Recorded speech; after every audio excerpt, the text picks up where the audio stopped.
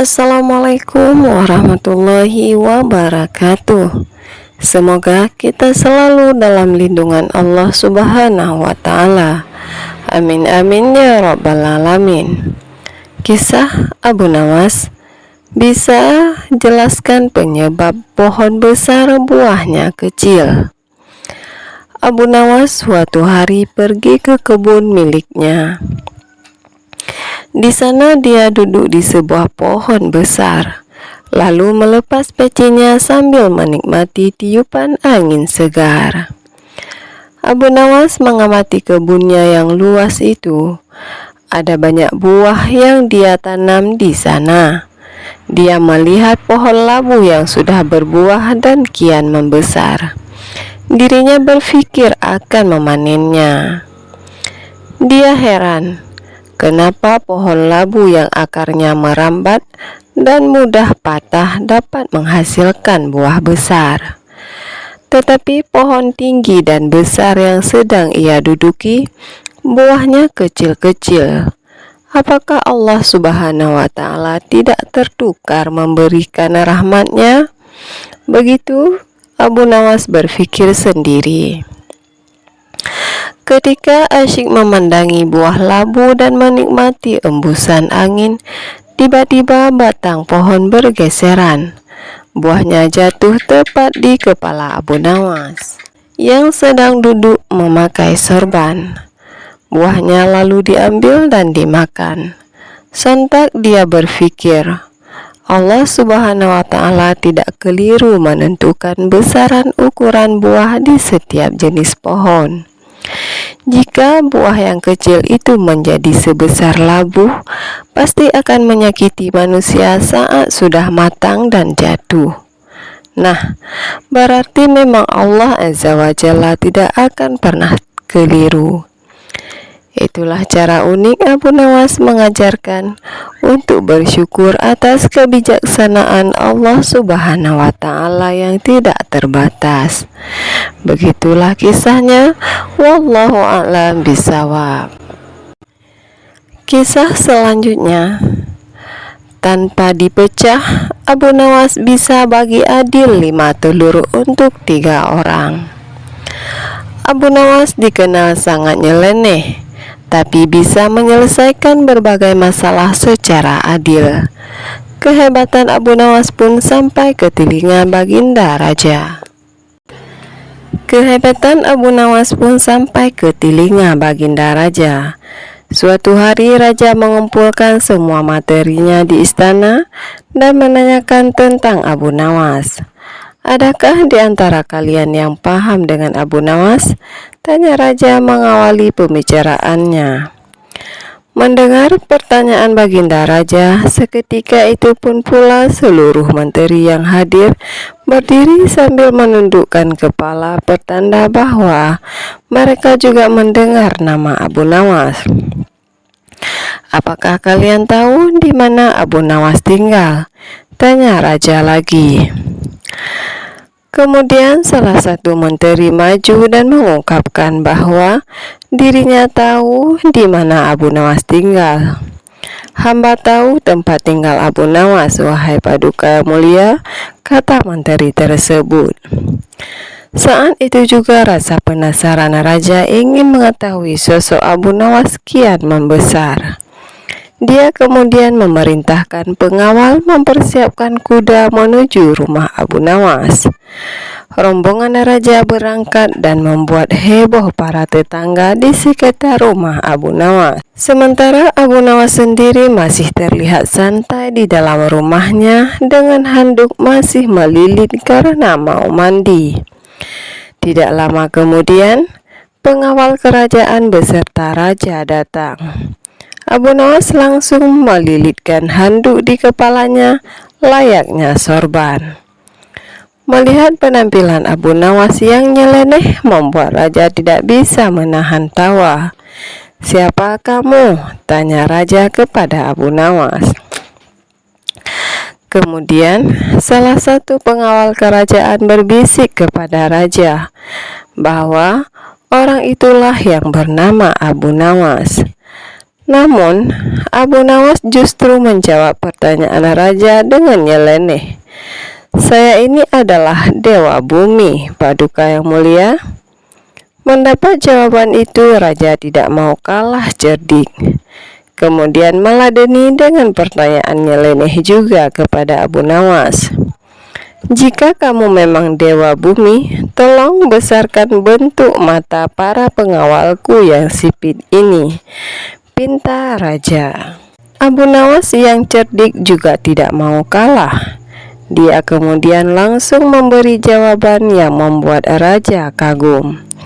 "Ampun Baginda Raja, untuk membesarkan bentuk mata prajurit Baginda itu adalah tugas Dewa Langit. Saya ini Dewa Bumi dan hanya bertugas bagian pusar ke bawah. Sedangkan pusar ke atas itu adalah tugas Dewa Langit," ngeles Abu Nawas. Raja pun tertawa dengan jawaban itu dan mengundang Abu Nawas datang ke istana. Begitu tiba di istana, Abu Nawas diajak masuk ke ruangan raja, yang di situ hanya ada mereka berdua. Tidak lama kemudian, datanglah istri raja ataupun permaisuri membawa 5 butir telur. Saat itu juga terlintas di pikiran raja untuk memberikan pertanyaan sulit kepada Abu Nawas. "Hai Abu Nawas, tolong bagi 5 butir telur ini kepada 3 orang, yaitu Abu Nawas, raja, dan permaisurinya, secara adil, tapi tanpa dipecah," tantang raja seperti itu. Tentu saja perintah itu membuat Abu Nawas harus berpikir keras. Namun karena dia sangat cerdas, perintah itu pun langsung dijalankan oleh Abu Nawas. 1 telur untuk Baginda. Karena Baginda Raja sudah memiliki 2 telur, kemudian 1 telur untuk hamba, karena hamba juga sudah punya 2 telur. Terakhir untuk permaisuri 3 telur, karena beliau sama sekali tidak punya telur, kata Abu Nawas. Sejenak Baginda Raja terdiam. Ia masih bingung dengan maksud Abu Nawas. Tidak lama kemudian raja menyadari maksud ucapan Abu Nawas. Dia pun langsung tertawa terbahak-bahak bersama sang permaisurinya. "Kamu memang cerdas, Abu Nawas. Ini ada hadiah untukmu karena telah berhasil membuat kami terhibur," kata sang raja. Sejak saat itulah Abu Nawas selalu diundang Baginda Raja untuk menemaninya sekaligus memberikan pertanyaan sulit kepada Abu Nawas. Begitulah kisahnya. Wallahu a'lam bishawab. Kisah selanjutnya, Abu Nawas kaget kuburan keledainya diziarahi ratusan orang. Disebut kuburan tersebut keramat. Abu Nawas suatu hari silaturahmi ke rumah sahabatnya yang berada di kampung seberang. Sepulang dari sana, dia diberi hadiah seekor keledai sebagai kenang-kenangan. Beberapa hari kemudian Abu Nawas mendengar kabar bahwa sahabatnya itu telah meninggal dunia. Abu Nawas pun sangat sedih. Ia tidak menyangka sahabatnya yang sangat dicintai pergi begitu cepat meninggalkan dunia ini. Untuk mengobati rasa kehilangannya, Abu Nawas merawat dengan baik keledai pemberian sahabatnya itu. Abu Nawas memperlakukan si keledai dengan sepenuh hati, layaknya memperlakukan sahabatnya yang telah meninggal tersebut. Kemudian tidak berselang lama, Abu Nawas kembali dirundung duka. Keledai pemberian sahabatnya juga ikut mati. Ia lalu menguburkannya di kampung sahabatnya yang telah meninggal itu. Setelah mengubur keledainya, Abu Nawas bersimpuh di pusara makam sambil meratapi keledainya untuk beberapa waktu. Abu Nawas terlihat khusus berdoa dengan bercucuran air mata. Kemudian rombongan warga melintas di tempat itu. Mereka berpikir, pasti itu adalah makam orang sakti, sebab Abu Nawas yang terkenal alim dan pintar saja sampai rela datang ke kampung mereka hanya untuk menziarahi makam itu. Rombongan warga ini lalu berhenti dan ikut berdoa di makam tersebut. Tentu saja hal ini membuat Abu Nawas kaget. "Hei, apa yang kalian lakukan?" tanya Abu Nawas keheranan. "Kami juga ingin mendapatkan berkah seperti dirimu. Kami yakin makam ini bukan makam orang sembarangan," jawab mereka. Abu Nawas kaget mendengarnya. Ia langsung memberitahu bahwa kuburan tersebut bukanlah makam siapa-siapa, melainkan kuburan keledai miliknya. Tapi mereka tidak mempercayainya. "Mana mungkin ini makam keledai? Buktinya, kamu sampai sebegitu sedihnya. Kamu pasti ingin mencari keuntungan dari makam ini hanya untuk dirimu sendiri," kata para warga. Abu Nawas sudah berkali-kali coba meyakinkan, tapi mereka tidak menghiraukannya, hingga akhirnya membuat Abu Nawas kewalahan. Ia akhirnya menyerah dan meninggalkan kampung tersebut. Setelah bertahun-tahun kemudian, Abu Nawas diajak kawannya jalan-jalan mengunjungi kampung tempat keledai Abu Nawas dimakamkan. Sesampainya di sana, Abu Nawas dan kawannya merasa heran. Kenapa ada banyak orang mengunjungi sebuah makam?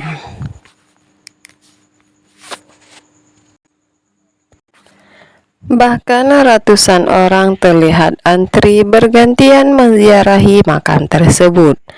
Abu Nawas dan kawannya pun jadi penasaran. Mereka sangat ingin mengetahuinya. "Makam siapa yang kau kunjungi?" tanya Abu Nawas kepada seseorang yang kebetulan melintas di hadapannya. "Ini makam keramat," jawab orang itu singkat. "Ayo Abu Nawas, kita ke sana. Aku sangat penasaran," ajak kawannya Abu Nawas. Mereka berdua lalu mendekati makam keramat yang dimaksud dan ramai dikunjungi sampai ratusan orang itu. Ternyata makam tersebut adalah makam keledai Abu Nawas yang telah bertahun-tahun meninggal. Melihat hal itu, spontan Abu Nawas tertawa terpingkal-pingkal. "Hai Abu Nawas, kenapa kamu tertawa? Apa ada yang lucu?" ujar kawannya keheranan. "Kamu tahu tidak makam siapa itu?" tanya Abu Nawas. "Memangnya kamu tahu?" kata kawannya balik bertanya. "Tentu saja aku tahu.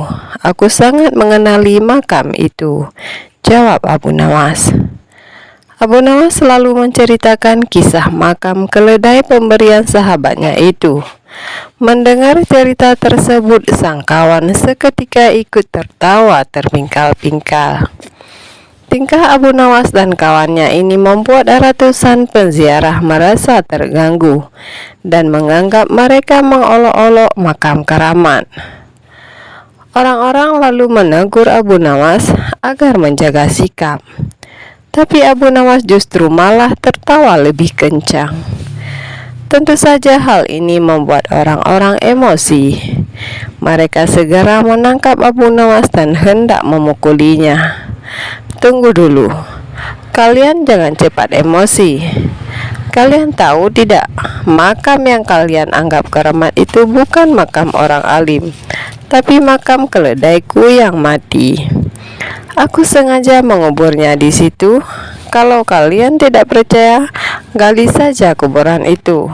Kalau aku berbohong, silakan kalian bunuh aku," ucapnya. Ratusan orang yang hadir saling tatap satu sama lain. Ada yang percaya, ada pula yang tidak percaya. Akhirnya, untuk membuktikan ucapan Abu Nawas, mereka beramai-ramai menggali tanah makam tersebut. Ternyata memang benar yang mereka temukan adalah tulang belulang seekor keledai. Kemudian salah seorang warga bertanya kepada Abu Nawas, "Kenapa bisa seperti ini, Abu Nawas?" Abu Nawas selalu menjelaskan awal mulanya dan kenapa keledainya dimakamkan di kampung mereka.